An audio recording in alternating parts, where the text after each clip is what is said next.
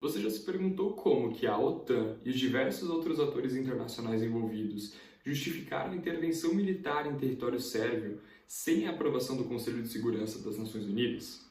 Meu nome é Felipe Rekovski, eu sou estudante da quarta fase de Relações Internacionais na Universidade Federal de Santa Catarina e no episódio de hoje, de Crises e Conflitos, eu vou falar sobre a securitização internacional no contexto da Guerra de Independência de Kosovo.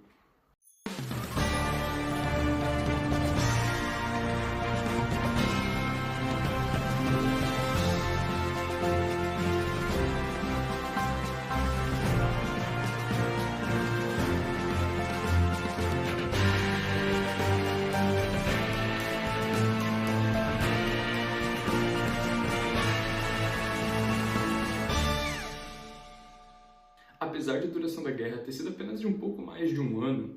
as raízes do conflito elas podem ser explicadas lá de trás, chegando desde o período medieval, quando o Kosovo passou a ser considerado por alguns como o coração do Estado sérvio, e ainda tem essa visão hoje em dia, que explica muitas das coisas que vamos ver a seguir. Porém, no contexto mais recente, os problemas se acentuaram com a chegada de Slobodan Milosevic no poder da Sérvia e, posteriormente, no poder da Iugoslávia, e com ele também o fortalecimento do discurso nacionalista sérvio, que estava apaziguado, e também é tido como o povo mais antigo da região, e por isso que eles sempre tiveram essa força ali no contexto da República da Iugoslávia.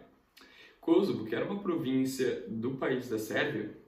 sofreu uma forte repressão, tendo sua autonomia retirada e diversas medidas judiciais aplicadas contra a população residente lá. A dissolução da Iugoslávia como um todo foi marcada por uma violência muito profunda. Na Bósnia, por exemplo, ocorreu o massacre de Srebrenica, que foi um massacre de mais de 8.000 bósnios muçulmanos em apenas 5 dias. Agora, em Kosovo, que é uma província de maioria albanesa, o governo sérvio usou do poder judiciário também para estabelecer reformas que visaram a segregação desse povo da província.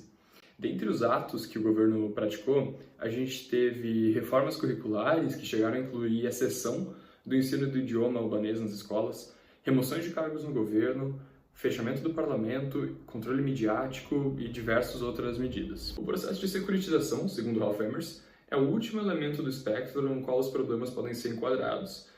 depois de terem passado por não politizados e politizados. Nele, um ator securitizador precisa convencer uma audiência de que há uma ameaça existencial a algum objeto referente, que vai variar de acordo com cada setor que a gente for analisar. Os setores podem ser o setor militar, o setor político, o setor econômico, o setor ambiental e o setor social. Vão ser esses os principais conceitos da Escola de Copenhagen que vão ser utilizados para analisar como é que foi o processo de securitização do conflito de Kosovo. Na Sérvia, o processo de securitização ele se deu em 2 setores. O primeiro deles foi o setor social, no qual o objeto referente identificado como ameaçado foram as minorias étnicas e foi securitizado por elites políticas, principalmente por Milosevic, através de atos discursivos identificando essa ameaça que estava sendo sofrida pelas minorias em diversas partes da Iugoslávia. Por exemplo, também em Kosovo, a questão social estava politizada na medida que passaram a ser implantadas essas reformas judiciais visando essa preservação de uma minoria étnica de 5% da população. E o segundo setor foi o setor político, que o objeto referente ameaçado foi a integridade do Estado como um todo, afinal, o Estado estava tendo possibilidade de se fragmentar e foi securitizado também pelas elites políticas e o resultado foram as respostas militares dadas às tentativas de independência. Em Kosovo, a securitização se deu em diversos planos e de diversas maneiras. Incluiu tanto atores internos quanto atores externos. Sob a ótica dos atores locais, a ameaça era principalmente no setor social, que o objeto referente ameaçado era a nação, a identidade dos grupos étnicos como um todo. Para chamar a atenção ao que ocorria, devido à falha da resistência pacífica, os atos discursivos, de certa forma usados, foram a violência, principalmente através do Exército de Libertação de Kosovo, que atacava unidades policiais sérvias para atrair a atenção da comunidade internacional àquilo que estava acontecendo na região. A ameaça ela pode ser corroborada com o fato de 25% da população local ter sido deslocada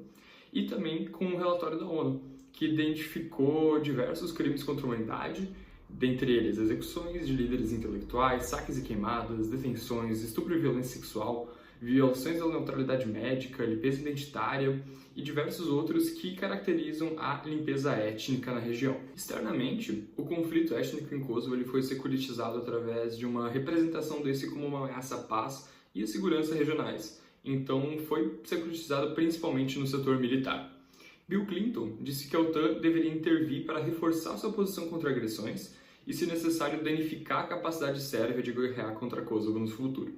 Tony Blair, o primeiro-ministro do Reino Unido, e outros chefes de Estado da Europa afirmaram que, como Kosovo estava no pé da Europa, isso caracterizava uma ameaça generalizada, uma vez que se o conflito escalasse, ele iria atingir outras regiões da Europa. O ministro do Exterior do Reino Unido chegou, inclusive, a comparar essa intervenção com a luta contra os nazistas. Líderes de organizações internacionais, como, por exemplo, o comandante da OTAN, eles reforçaram que a intervenção em Kosovo era uma questão de manter a credibilidade da organização. Por fim, a mídia internacional ela contribuiu para a securitização na questão da opinião pública, uma vez que ela expôs os massacres e a violência que estava acontecendo na região, né?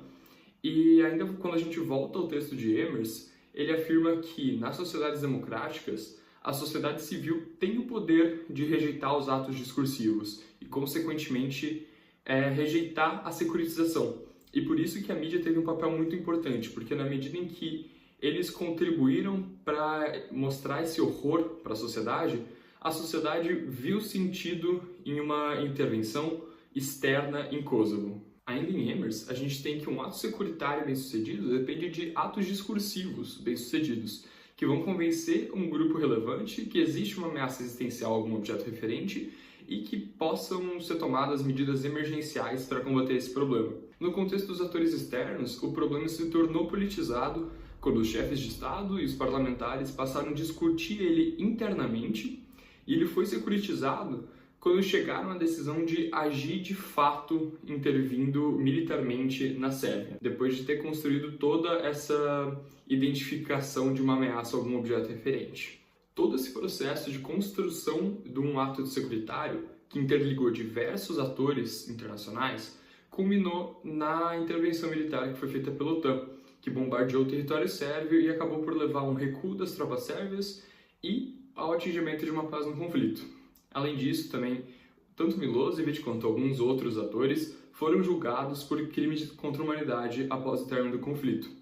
Dessa forma, é corroborada a ideia dos pensadores da Escola de Copenhague, que dizem que a securitização nunca é um processo isolado, mas sim uma coisa que deve ser feita de forma coesa e com bastante atenção aos detalhes, entre diversos atores para conseguir, dessa forma, atrair ajuda internacional para resolver o problema que se visa combater.